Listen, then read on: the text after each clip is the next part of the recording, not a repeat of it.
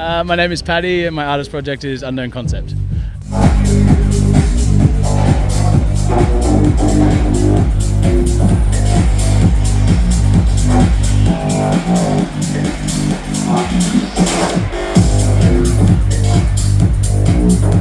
When I'm in the studio, I never know what I'm going to come up with. Have you had other artist names? No, I mean, my old artist name, I tell my friends, used to be called Tom Chilla was speaking very highly of you as a producer. I'm starting to make some stuff I'm really happy with and happy to get out to the world soon.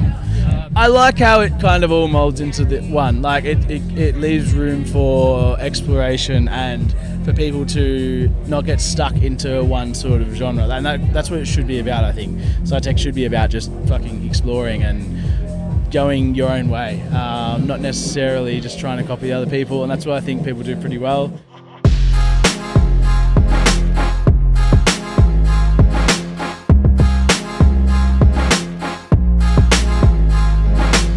Hello everybody from Dragon Dreaming Festival. Brother, please introduce yourself for those who may not know you. My name is Paddy and my artist project is Unknown Concept. Why Unknown Concept? What does it mean and how did you come up with it, or how did it come about? I always say that's probably I'm not great at names, but that's the best name I've come up with. It's pretty much came just because like when I'm in the studio, I never know what I'm going to come up with, and it never comes out how I wish it would come out. And it's like it's an unknown concept, and that's I thought, oh, fuck, that's not the right name. And then that's just how it sort of that's the Unknown Concept. Nice name, man. So is it your first time playing at Dragon Dreaming Festival? First time playing. I've been wanting to attend here for many years. Just never worked out. But to be able to play my first time attending, it's a beautiful festival, and I'm very grateful for the opportunity. It's been amazing. How did your set go? Awesome. That was like the crowd was like a very receptive crowd. They were going wild the whole time. It was pissing down with rain. When I realised it was raining, I was like, holy shit! And then look out, they're still going nuts there. So great crowd, good crowd to play for. And so you said Unknown Concept is the best name you've come up with. Have you had other artist names? No, I mean, my old artist name, I tell my friends, used to be called Bowl Bros. It was so I started off making Melbourne minimal bounce tunes back in the day. I was actually came from like hardcore punk bands playing drums, and I actually didn't really enjoy electronic music at all. My mate just showed me Ableton, and I realised I could make a full song on my own without a band. And I was like, that's pretty cool. And then I started Melbourne minimal was the only stuff my friends were listening to, so I was like, I'll start playing around with that. But I always loved the minimal groove, so that always stuck with me over the years. And over the years, when I started to go to festivals and stuff, I went to like Earthcore and Yamea and things like that, and I started to hear psytrance, and then I heard some techno, and then eventually found like Yuri First Start and Lewis M and guys like that, and that finally inspired me to actually make some Sci-Tech, and so that's. But the original was Bowl Bros, because me and a friend, we were little stoners when we were back in the day, and we'd sit down and smoke weed, and that was our name. A little cringy. Bong Bros, you said? No. Bowl Bros. So like past the bowl, bro. Right. Okay. Yes. It's Unknown Concept. Because you had Bugles Brothers in Melbourne, you know.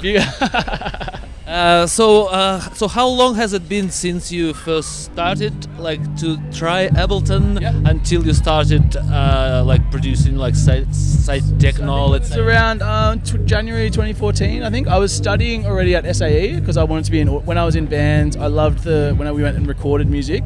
I was pretty I loved to watch the engineer do his thing. So ended up going to study Bachelor of Audio. I didn't finish it, but while I was studying, that's when I was introduced to Ableton in 2014. So it's been coming on 11 years now. So the first 4 or 5 years were pretty not very committed, just a bit here and there, and then eventually sort of knuckled down a bit, and then started to find my sound, and also my community. For the first 5 years, I didn't really know anyone. When I started to go out and find other people that were also producers in the music I want to make, that my production went up. When you find your community, everyone benefits that way. That's great. Actually, Tom Chilla was speaking very highly of you as a producer. He said Alicat and Unknown Concepts are my favorite Australian producers. They're the best. Unfortunately, I never had the chance to meet Tom. we always chatted online. He seemed like the most lovely guy in the world. I mixed a couple of his tracks for Alpaca. I wish I could have got the chance to meet him. He was a lovely guy, by all accounts. Everyone I spoke to, Anyway, Tom Sheila, I've never met him myself personally. We've also very chatted a lot. He had a big impact on the scene for he's a really passionate guy about SciTech and the scene. So it's he saw me doing interviews and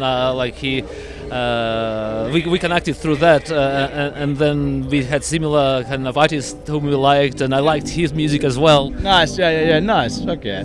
So at first I didn't kind of see what he meant when he said about you as a non-concept, but soon after that you released like on Alpaca, and then I understood, and even now like you bring the goods, bro. Thank you, bro. I really appreciate that. It's I just try and do my thing, and whatever comes out, and sometimes it's like sometimes the process is a bit like I'm not pumping out the tunes. I'm sort of getting back there now. Like with the traveling and stuff, my output went down, and now it's starting to go back up again. And I'm starting to make some stuff I'm really happy with, and happy to get out to the world soon. Zygmunt now refers to Stone Seed music as like progressive techno, and I'm asking him like, just so what happened to Bush techno? Did you drop that concept? But you do Bush techno V8s for Alpaca music. I've done 2 so far. Yeah, I think we called it Bushpacker just because it was going to be bush techno influence. I guess just music that should be heard in the bush. So it's not confined to bush techno. Like it can be some more like melodic stuff like Slip. Like his music is incredible. I had him on the first VA, and also I'm happy to put a little bit of like proggy stuff in there. Like I wanted a VA that kind of went from like say like 124 all the way up to like 132 say, and sort of showcased all the areas of Australian music that is heard out in the bush that we love. So who are your like favorite producers? Who am I? Say techno, for example. Techno, I would say well, Lewis M was my biggest inspiration from the start. I went and saw him at Boom Festival in 2018. I love Yuri First Art. His style, and also him as a DJ was a massive inspiration for me. I'm also a really big fan of downtempo music. Arutani is one of my all-time favorite producers. I love everything he does. He has some really interesting ways of using vocals in weird, like reverses vocals, and a massive inspiration in my music. You'd hear how I reverse like vocals and things like that. Whenever I have a vocal in like a remix, I love it because I can just fuck with it and sort of just mangle it and see what happens. Arutani. Oh fuck. Who else? Peter Groskowitz is also a big one. There's a lot. But I would say, Lewis was the one that kind of sparked, and Trilingo as well, back in the day. They're the guys that really kind of got me into this, and but also, Green Wolf for one. He was a massive inspiration to me back in 2013, when he was making psychedelic minimal, and he also, it's funny because when he started to make psytrance, when we met at Sooty last year, he told me that he put the Green Wolf project on hold for years, and then he was on Beatport one day in like 2021 and came across one of my tracks, and then that sort of inspired him to then start his project up again. So it was like a really wild full circle moment for me and him. Like when he told me, I was like, what the fuck? And now we're making tracks together, and I guess it doesn't matter what level you are, you can still be inspired by someone. It was really cool. It was Oh, that's fantastic. That's a very nice background story about that. So we've known each other for many years. Yeah, well, we only connected in 2021. That's when he reached out to me. But I was a fan of him when I first started. Like that was the Melbourne Minimal. He was releasing with all those guys back in the day, but his stuff had a psychedelic element to it, and I didn't even gone to festivals by then. So I was like, that sounds cool though. It's not just the minimal perks and the simple kind of grooves like that. It had like a bit more substance to it. But yeah. What do you think about the evolution of this, I don't know, minimal techno, side techno, and like it's progressive techno. It's sort of all called different names, but it's kind of the same. I like how it kind of all molds into the one. Like it leaves room for exploration and for people to not get stuck into one sort of genre. And that's what it should be about, I think. Sci-tech should be about just fucking exploring and going your own way, not necessarily just trying to copy other people, and that's what I think people do pretty well. It's really cool to see it evolve, especially in the last few years. You see bigger, sometimes more mainstream artists sort of playing, so even like Lampe, I guess he's not really sci-tech, but he was a big inspiration for me as well. And there's artists he's playing a bit more techno, but there's still that sort of minimal influence. I think it's really cool. It's yeah. So Lampe, how would you describe his style? I guess I think they call it like dark minimal techno. It's funny, he's just dark minimal techno, but like his stuff back in like 2017, 18, it was, I wouldn't say, I guess it's not sci-tech, but it fits really well on a sci-tech set. Like it's the grooves and the bass lines have influenced sci-tech to this day. Like that's forever influencing it. Like, yeah, I mean, I would. Some of his tracks could be called sci-tech. 100%, yeah, 100%, yeah. Because he was also a psytrance producer, so he's got those influences as well. So, yeah. And so you said you like down-tempo music. So have you thought about ever starting another down-tempo project? I think I will get there one day. It's in the back of my mind. I 100% will, because I love it. It feels like I've always tried it, but I've never had much luck with it.